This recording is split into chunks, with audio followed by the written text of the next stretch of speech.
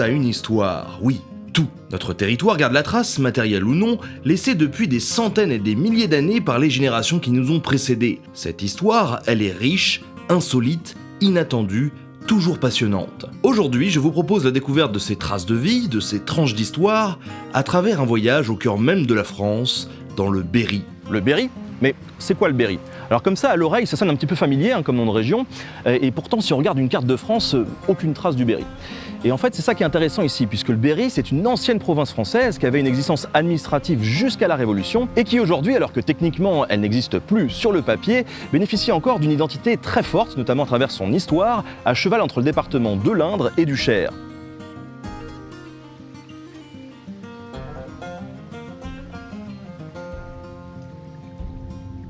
La capitale de cette province, c'est Bourges, et ça ne date pas d'hier. Il y a bien longtemps, durant l'Antiquité, se trouvait à la place de cette charmante ville Avaricum, la capitale des Bituriges, un peuple gaulois qui donne plus tard son nom à la province.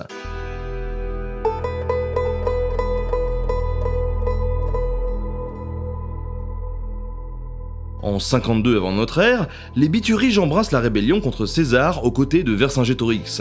Les combats dans la région sont nombreux, et quand l'impérateur renforce sa présence dans la région, ils se soumettent à la volonté de Rome. Les villes évoluent, se transforment, la civilisation gallo-romaine prend son envol, et aujourd'hui encore on peut en voir les traces, notamment au musée d'Argentomagus, un véritable site archéologique témoignant de l'évolution d'un oppidum, une agglomération fortifiée, en ville romaine beaucoup plus structurée. Ce territoire des Bituriges, il évolue pendant de nombreuses années avant son intégration au IXe siècle au duché d'Aquitaine par le roi d'Aquitaine, Pépin Ier. Et ce qu'il faut bien avoir à l'esprit, c'est que le territoire français actuel, à l'époque, il était réparti d'une manière totalement différente.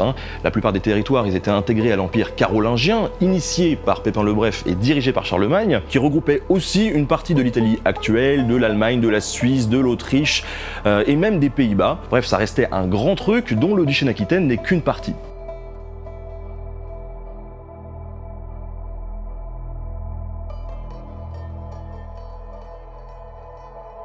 Aujourd'hui, on peut visiter en se baladant dans le Berry des édifices qui ont été construits durant cette période où le duché d'Aquitaine remontait jusqu'à Bourges. Dans le Cher, on trouve ainsi l'abbaye de Noirlac, dont la construction débute au milieu du XIIe siècle pendant le règne de Louis VII de France et de la célèbre Aliénor d'Aquitaine.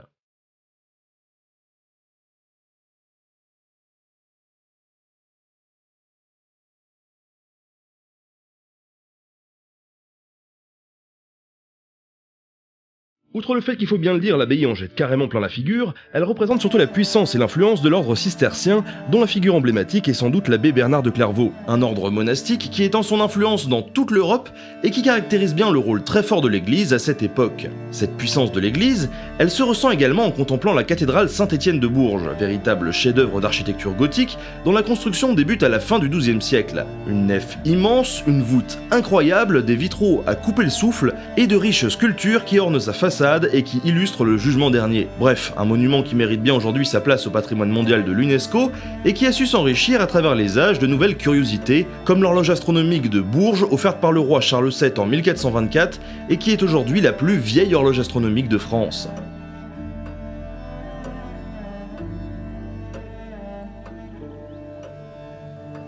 Jusqu'à présent, nous nous sommes égarés du côté des traces du passé qui remontent avant le XIVe siècle. Mais ce qu'il faut bien avoir à l'esprit, c'est qu'à cette époque-là, le Berry, ça n'existe pas.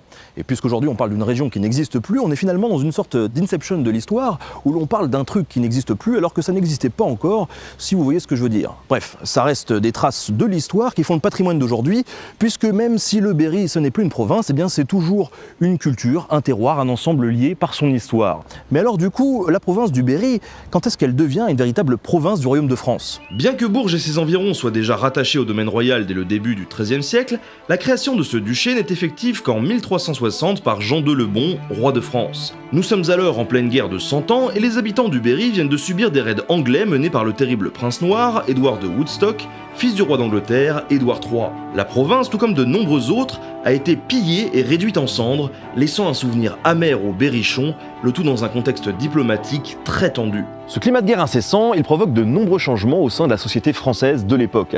Et ça se manifeste clairement à travers l'architecture, notamment des structures défensives, comme ici au château de Sarzay. S'il ne reste aujourd'hui que cette bâtisse impressionnante dotée de 5 tours, le château de Sarzay est à l'origine une forteresse qui compte près de 38 tours de défense, 2 murs d'enceinte, 3 ponts-levis et des douves qui vont avec. Bref, Un lieu d'habitation capable de tenir un siège face à l'ennemi, qui n'est pas très loin puisque la région du Poitou est sous domination anglaise.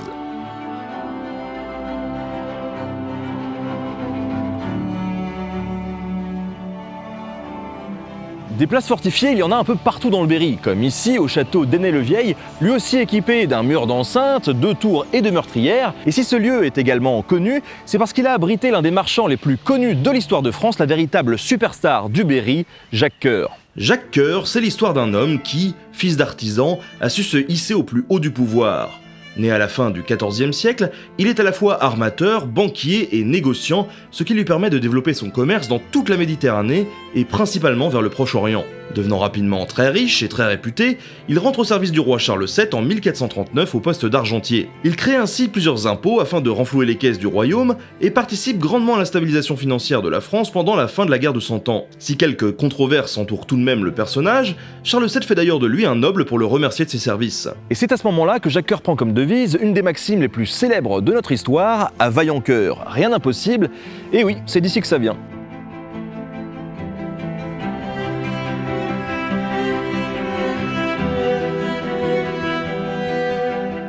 Jacques Coeur endosse alors le rôle de conseiller auprès du roi, en plus de continuer ses missions au service de la couronne et ses activités marchandes.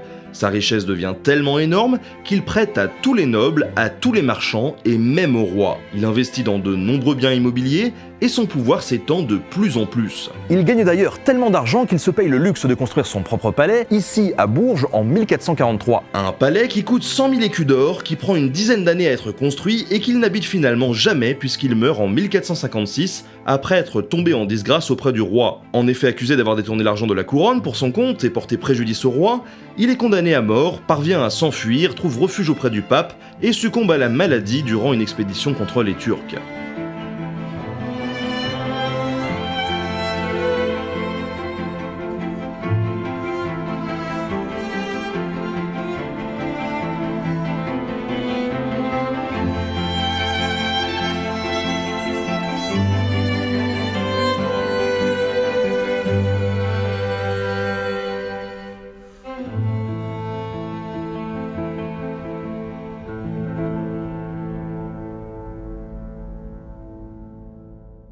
Drôle d'histoire, non? En tout cas, il n'y a pas que la religion, la guerre ou l'économie qui font partie de l'histoire du Berry, puisqu'il y a aussi l'artisanat qui s'est toujours bien implanté et qui nous réserve quelques surprises assez improbables au détour d'un village, comme ici à La Borne. La Borne, c'est un petit village qui bénéficie d'une situation un peu particulière. Au cœur de la forêt, il est bâti sur un filon de grès qui en fait sa réputation. En effet, à partir du XIVe siècle, les potiers de tout horizon trouvant ici une très bonne matière première et des conditions idéales pour s'installer, transforment le hameau en un véritable atelier de production de poterie. Et depuis, eh bien, ça ne s'arrête plus. Cela fait près de 500 ans que les potiers sont toujours ici, ayant abandonné la poterie traditionnelle au profit de la céramique, mais participant toujours à entretenir l'incroyable réputation de la Borne, l'irréductible village de potiers. Entre Talbot et les époux Lerat, autant vous dire qu'il y a du beau monde qui est passé par ici et qui a laissé sa trace dans la construction de cet art assez méconnu et pourtant très beau.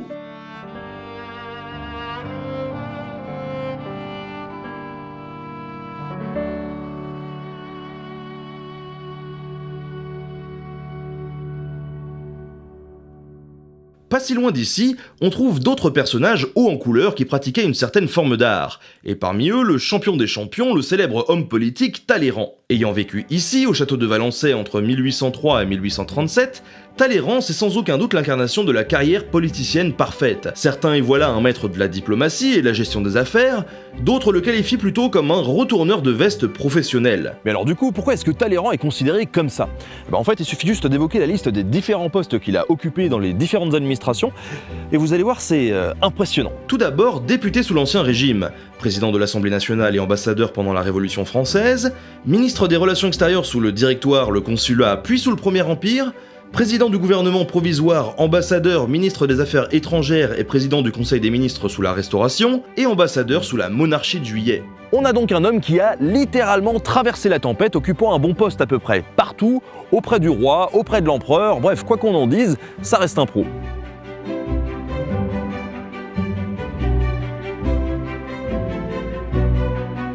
Durant la Révolution de 1789, un des axes principaux sur lequel travaille l'Assemblée constituante est la transformation de l'administration française. Toutes les provinces sont ainsi dissoutes et le territoire est redistribué en départements, districts, cantons et communes.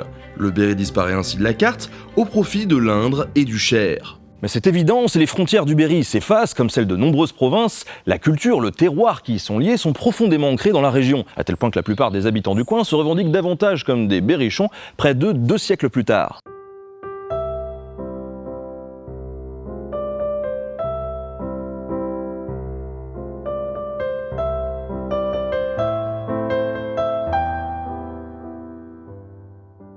George Sand, qui vécut près d'une dizaine d'années avec Frédéric Chopin dans cette maison, était d'ailleurs très attaché à ce terroir. Cela se ressent d'ailleurs dans son écriture, elle qui a publié près de 70 romans. Une féministe engagée, libre, assumant son look d'homme jusqu'à endosser un patronyme masculin et fédérant autour d'elle, au cœur du Berry, de nombreux artistes et intellectuels de son temps. Merci d'avoir suivi cette expédition avec moi dans le Berry, j'espère que ça vous a plu, que vous avez pu découvrir un petit peu l'histoire de la province. D'ailleurs, si vous voulez en savoir un petit peu plus, je vous ai mis le lien dans la description du site web du Berry, vous pouvez aller dessus, vous verrez, il y a plein de choses hyper intéressantes. En tout cas, si vous voulez d'autres vidéos dans le genre, n'hésitez pas à laisser un petit pouce vers le haut, et puis abonnez-vous pour ne pas louper les prochaines vidéos. Moi, je vous dis à la prochaine.